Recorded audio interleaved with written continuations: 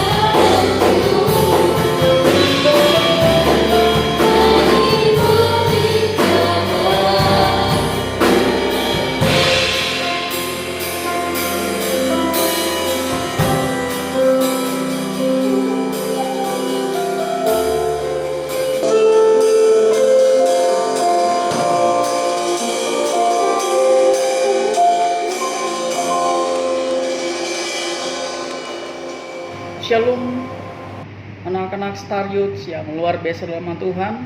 Bertemu kembali dengan saya Irwan Henry dari JKIHK Kota untuk memberkati setiap anak-anak muda dimanapun berada, terkhusus anak-anak Star Youth JKIHK Kota. Sebelum kita memulai firman Tuhan, mari kita berdoa. Bapa yang ada dalam surga, urapi setiap hati dan pikiran anak Tuhan, jadikan firman ini menjadi bekal buat mereka untuk kehidupan mereka. Terima kasih Bapa di surga, dalam nama Yesus setiap kita yang percaya bersama-sama katakan amin. Anak-anak muda yang dikasih oleh Tuhan, pada sore hari ini kita akan belajar tentang firman Tuhan dengan judul tema bulanan gereja kita adalah indah pada waktunya. Pada kesempatan ini saya akan bagikan dengan judul tema semua indah pada waktunya. Hai anak-anak muda, percaya sajalah, semuanya akan indah pada waktunya. Apapun masalah yang kalian hadapi, semua akan Tuhan buat indah pada waktunya. Sering sekali kita bisa mendengar perkataan yang namanya, belum tentu seperti ini, belum tentu seperti itu. Sering kali kita mendengar kalimat ini di momen pernikahan. Belum tentu dia seperti itu, belum tentu dia seperti ini. Padahal kalimat itu berlaku juga untuk momen lainnya. Sering kali kita bilang, belum tentu, gitu. Belum tentu dia seperti itu, gitu, seperti itu. Bayangkan anak-anak muda, kalau kamu menikah dengan orang yang salah, hari pernikahanmu sebenarnya bukan hal yang indah, tetapi awal ketidakbahagiaan dalam hidup. Apa yang kita anggap indah, belum tentu benar-benar indah. Jadi jangan salah, ketika engkau masuk dalam yang namanya pernikahan, sebenarnya terkadang kita berpikir, belum tentu akan bahagia, belum tentu akan seperti ini. Semua orang pasti punya persepsi sendiri-sendiri tentang apa kata pada waktunya. Semua orang akan punya persepsi tentang kata-kata indah pada waktunya, yaitu waktu yang kita anggap tepat, padahal belum tentu itu adalah benar-benar yang tepat. Waktu yang kita anggap itu tidak tepat, ternyata itu tepat bagi kita. Kenapa bisa begitu anak-anak muda? Kenapa bisa begitu teman-teman semuanya? Karena kita sering sekali mengutip kalimat hanya sebagian. Mari kita lihat kalimat lengkapnya yang ditulis oleh Raja Salomo atau Nabi Sulaiman dalam kitab Pengkhotbah 3 ayat yang ke-11. Kita buka firman Tuhan dari Pengkhotbah 3 ayat yang ke-11. Ia membuat segala sesuatu indah pada waktunya, bahkan ia memberikan kekekalan dalam hati mereka. Tetapi manusia tidak dapat menyelami pekerjaan yang dilakukan Allah dari awal sampai akhir. Yang percaya katakan amin. Ingat, Tuhan membuat segala sesuatu indah pada waktunya. Bahkan ia memberikan kekekalan dalam hati mereka. Tetapi manusia, tetapi kamu dan saya, tetapi kita anak-anak muda semuanya, tidak dapat menyelami pekerjaan yang Allah lakukan dari awal sampai akhir. Yang percaya katakan amin. Kalau kita cermati ayat ini anak-anak muda, at least kita punya 3 hal yang penting yang harus kita mengerti. Ada 3 hal, ada 3 hal yang perlu kita cermati dari ayat tersebut. Yang pertama, Tuhan, Ia membuat segala sesuatu indah pada waktunya. Siapa Ia? Yaitu adalah Tuhan. Tuhanlah yang membuat segala sesuatu indah pada waktunya. Kita percaya bahwa di dunia ini tidak ada yang terjadi secara kebetulan. Berarti waktu yang indah itu tidak terjadi secara kebetulan. Sama dengan anak muda, tidak secara kebetulan engkau bergabung di Star Youth JKIHK Kota. Tidak satu kebetulan engkau bisa berkenalan kepada saya. Tidak satu kebetulan engkau bisa berkenalan dengan Bapak Gembala kita. Tidak ada satu yang kebetulan. Kita percaya bahwa di dunia ini tidak ada yang namanya kebetulan. Tetapi itu adalah rencana ajaib Tuhan. Tapi itulah rencana baik Tuhan kepada kamu, kepada saya, mempertemukan kita di dalam satu pelayanan, di dalam satu rumah Tuhan, untuk kita tahu kalau Tuhan bekerja akan indah pada waktunya. Tuhanlah yang paling mengerti bahwa sesuatu itu beneran indah. Bapak Ibu sekalian, anak-anak muda dimanapun kau berada hari ini, Hanya Tuhanlah yang mengerti bahwa sesuatu itu beneran indah atau tidak. Banyak hal yang tampaknya indah, tapi ujung-ujungnya tidak buat bahagia. Orang lihat indah, orang lihat sesuatu, wow baik, tapi ujung-ujungnya itu tidak indah dan tidak baik. Mari kita buka firman Tuhan satu dari Amsal 14 ayat 12 sampai 13. Saya bacakan firman Tuhan. Salomo juga mengingatkan, ada jalan yang disangka orang lurus, tetapi ujungnya menuju maut. Di dalam tertawa pun hati dapat merana, dan kesukaan dapat berakhir dengan kedukaan. Salomo mengingatkan kepada kita, Salomo mengingatkan kepada kita semua, ada jalan yang disangka orang lurus tetapi ujungnya membawa maut. Ada orang sangka kita, wah itu seperti jalannya bagus, kita menggunakan jalan ini jalannya pintas, ternyata di depannya itu ada jurangnya dalam. Mari kita berjalan dalam kehendak Tuhan. Mari kita berjalan dengan sesuatu yang Tuhan sudah kerjakan dalam hidup kita. Di dalam tertawa, hati pun dapat merana. Mungkin kalau orang kita lihat, ya wah sesuatu kayaknya indah, tidak ada masalah dalam dirinya. Dia bisa tertawa dengan lantangnya di depan orang-orang. Tapi kita tidak tahu hatinya sedang merana. Dan kesukaan dapat berakhir dengan kedukaan. Tetapi kalau kita lihat, hanya Tuhan yang tahu bahwa sesuatunya itu indah atau tidak. Hanya Dia dan Tuhan yang tahu bahwa sesuatu itu indah atau tidak. Jadi yang pertama, at least kita belajar dari firman Tuhan dari Pengkhotbah 3, 1 sampai 11. Ada yang perlu kita cermati. Yang pertama, kata Tuhan. Yang kedua, teman-teman sekalian, ada kata rencana Tuhan. Ia membuat segala sesuatu indah pada waktunya. Tuhan membuat segala sesuatu indah pada waktunya. Berarti Tuhan punya rencana. Kalau Tuhan yang membuat segala sesuatu indah pada waktunya, berarti Dia punya rencana yang tepat. Sesuatu yang indah itu perlu proses dalam jangka waktu tertentu. Hei anak-anak muda, proses itu gak mudah. Kita bisa sampai saat ini, prosesnya juga panjang. Kita bisa gereja kita sampai saat ini 4 tahun, sebentar lagi 4 tahun berdiri. Prosesnya juga cukup panjang. Supaya kita bisa menikmati sesuatu yang indah pada waktunya, berarti kita harus mengikuti rencananya Tuhan. Kita harus mengikuti timeline-nya Tuhan, bukan memaksakan rencana dan timeline-nya kita sendiri. Ingat anak-anak muda, rencana Tuhan dan waktunya Tuhan yang kita ikuti, bukan memaksanakan rencana kita dan waktu kita paksakan kepada Tuhan. Tuhan punya rencana yang jauh lebih besar untuk kita. Kalau kita buka Yesaya 55 ayat 8 sampai 9, sebab rancanganku bukanlah rancanganmu, dan jalanmu bukanlah jalanku, demikianlah firman Tuhan. Seperti tingginya langit dari bumi, demikianlah tingginya jalanku dari jalanmu, dan rancanganku dan rancanganmu. Rencana seperti apa, anak-anak muda? Rencana seperti apa, anak-anak muda? Kita buka Yeremia 29:11, rencana Tuhan kepada kita.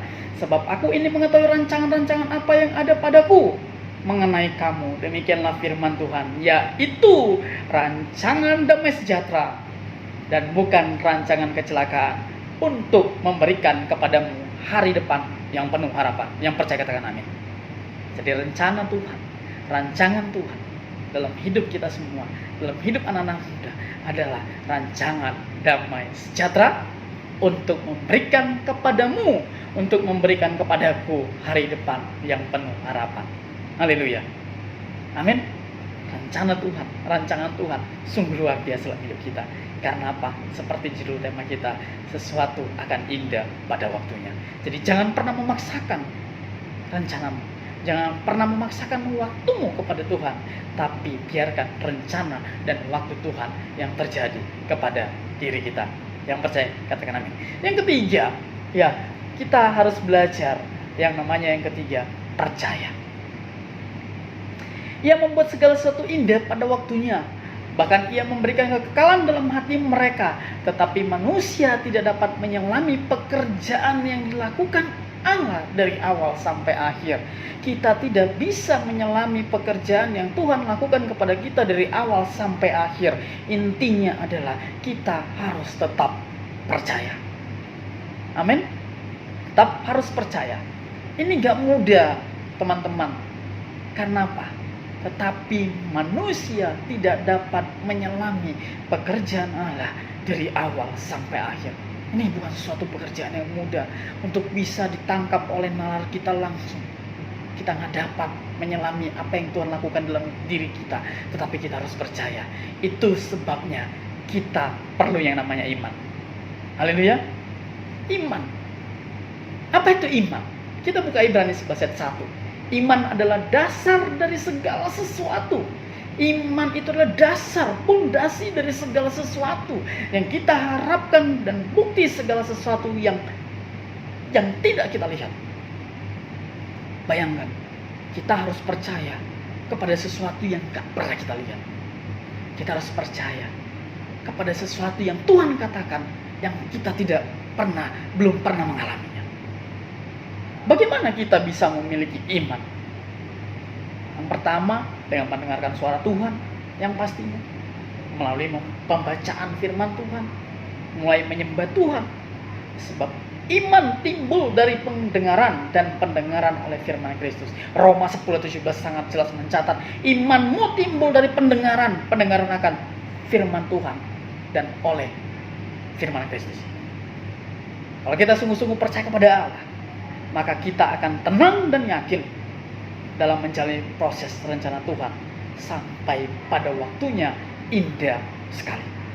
Kalau kita sungguh-sungguh percaya kepada Allah, Bapak Ibu sekalian, kalau kita sungguh-sungguh percaya kepada Allah, anak-anak muda dimanapun engkau berada saat ini, engkau tetap tenang dan yakin, percaya kalau Tuhan akan memberikan proses yang indah pada waktunya.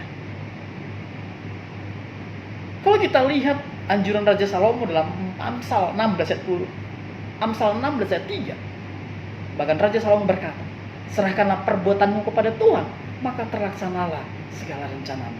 Artinya teman-teman, apa yang engkau akan lakukan, apa yang engkau akan kerjakan, apa yang engkau akan pikirkan, mari serahkanlah semuanya kepada Tuhan. Segala perbuatan, segala tingkah laku kita, serahkan semua kepada Tuhan. Karena apa? Tuhan akan membuat terlaksana segala rencanamu. So, anak-anak muda, artinya mari kita libatkan Tuhan dalam seluruh hidup kita. Jadi jangan serta-merta, ini hidupku, ini aku gak perlu Tuhan, aku gak perlu siapa-siapa, aku bisa lakukan semuanya. So, Raja Salomo berkata, libatkan Tuhan, maka Tuhan akan beracara dalam hidup kita. Mau cari duit, cari pasangan hidup, cari sekolah, cari tempat tinggal, atau mau ngapain aja, libatkan Tuhan supaya semua indah pada waktunya. Apalagi cari duit, cari pasangan. Apalagi anak-anak sekolah sekarang yang mau masuk tingkat kuliah, ayo libatkan Tuhan. Haleluya. Amin.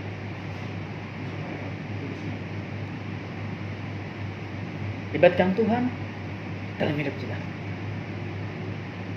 Libatkan Tuhan dalam hidupmu, maka sesuatu akan indah pada waktunya. Terima kasih Tuhan. Terima kasih. Berkati setiap anak muda yang mendengarkan firman Tuhan ini. Berkati mereka dimanapun mereka saat ini berada. Saya percaya rencana Tuhan akan indah pada waktunya kepada setiap anak muda. Tuhan Yesus memberkati. Haleluya. Start youth JKI HK Kota, tetap semangat di dalam Tuhan. Haleluya. Tuhan Yesus memberkati.